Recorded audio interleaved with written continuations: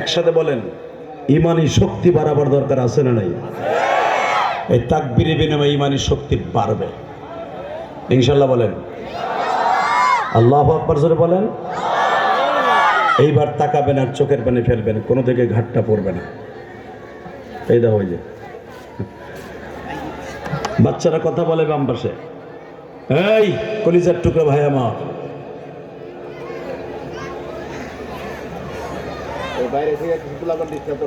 এই কলিজার টুকরা ভাইয়ের আমার, এবার আমার দিকে তাকায় দেখেন। এই পৃথিবীতে রক্ত ঝরানো ছাড়া, এই পৃথিবীতে লড়াই ছাড়া কোনোদিনও বিজয় আসে নাই। আজকে ডিসেম্বরের 10 তারিখ, 16ই ডিসেম্বর আমরা বিজয় দিবস পালন করি না? কত মায়ের বুক খালি হয়েছে আমার এই বাংলা মা স্বাধীন করতে যায়। কথা বলেন না কেন?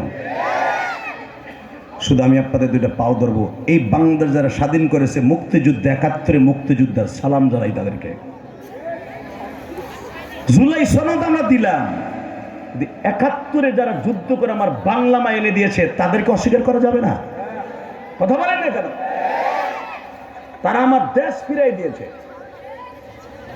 এই মুসলমানের পোলা ভালো করে বুঝেন, 9 মাস যুদ্ধ করে আমার বাংলা মাকে যারা স্বাধীন করেছে, যারা শহীদ হয়ে গেছে, রক্ত ছাড়া শহীদ হয়ে, তারা এই দেশ স্বাধীন করতে পারে নাই।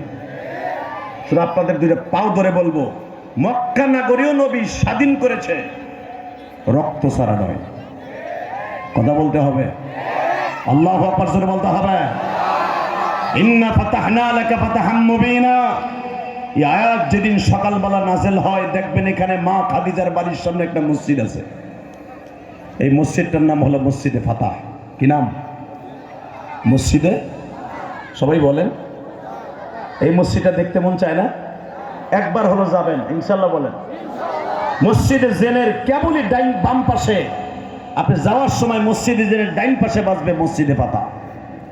এই মুসলমানের পোলা ভালো করে বুঝেন, এই মসজিদের এখানে সর্বপ্রথম আমার নবী মক্কার ভূখণ্ডে ইসলামের পতাকা গেড়েছিলেন।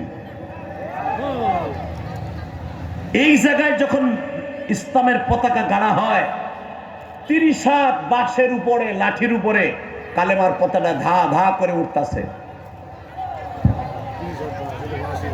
আপনাকে কষ্ট হয়ে গেছে, বিরিয়ানি খাওয়ার সিস্টেম করে দেখেন, মুনাজাত করে আল্লাহুম্মা আমিন।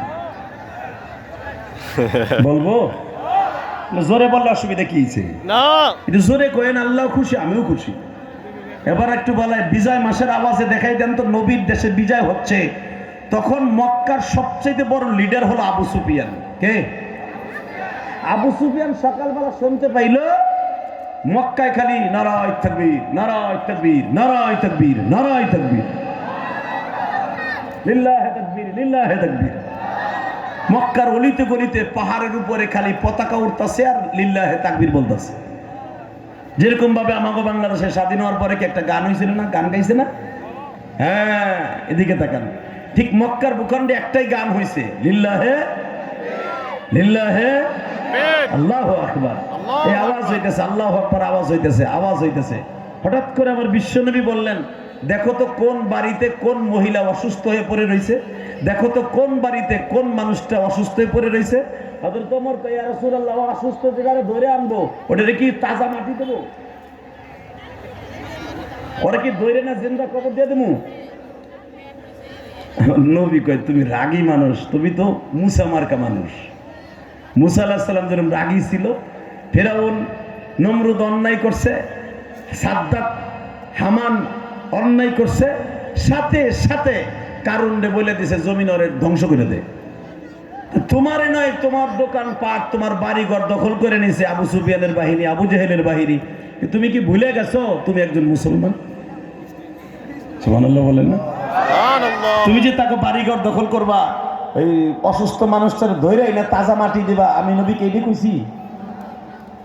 এবার দিলটা নরম করবেন, দেখেন রহমতের নবী কারে কয়। তাহলে কি করবো? এদের ধৈরাই না কর্ম কি? ও তো মুসলমান না। নবী আমার বলে, আগে দেখো কোন বাড়িতে অসুস্থ লোক আছে। বাজান এই কথাটা যখন বললেন, আগে দেখো কোন বাড়িতে অসুস্থ মানুষ আছে।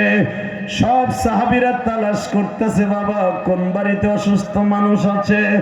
ও হাদিস আব্বাজানরা, যেইখানে আমার নবী সর্বপ্রথম কালেমার পতাকা বাজান উড়িয়েছিল ওই জায়গায় দেখবেন একটা পাহাড় আছে বাবা, এখনো পর্যন্ত ওখানে একটা ভ্যালি ব্রিজ আছে, একটা বিশাল বড় ব্রিজ আছে মা খাদিজার বাড়ির সামনে। এই ব্রিজের থেকে টার্নিং লইলেই বাবা দেখবেন কাবাঘরের ভিতর দিয়ে পাহাড়ের নিচ দিয়ে একটা বিশাল বড় রোড আছে বাবা। এই রোড দিয়ে মিনায় যাওয়া যায়, এই রোড দিয়ে আরাফায় যাওয়া যায়, এই রোডটা দিয়ে বাবা মুজদালিফায় যাওয়া যায়। এইখানে বিশাল বড় পাহাড়ের চূড়ার উপরে একটা বৃদ্ধা মহিলা 3 মাস পর্যন্ত তারে কেউ খাবার দেয় না, তারে কেউ দেখতে যায় না। তার বাবা অসুস্থতার কারণে বিছানায় পড়ে থাকতে থাকতে বাবা পিঠের মধ্যে ঘা হয়ে গেছে। এক সাহাবী যায় খবর দিলেন নবীজি,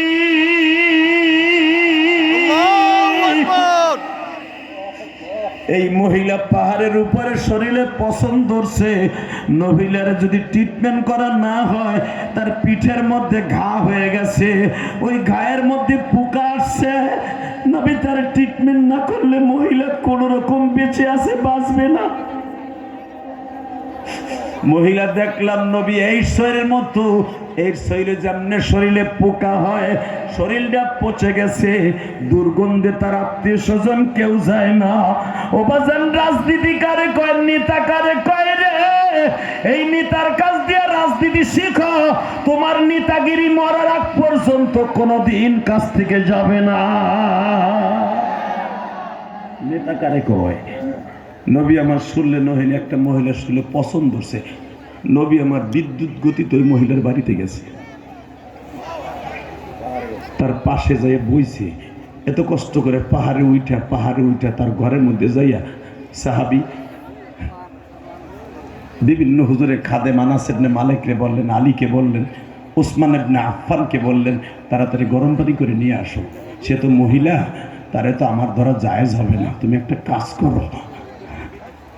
তখন আমার নবীর এই ফাতে মক্কার সময় 2 জন বিবি সাথে ছিলেন। আল্লাহু আকবার, জোরে বলতে পারেন। নবী কোন সফরে বিবি ছাড়া যাইতেন না।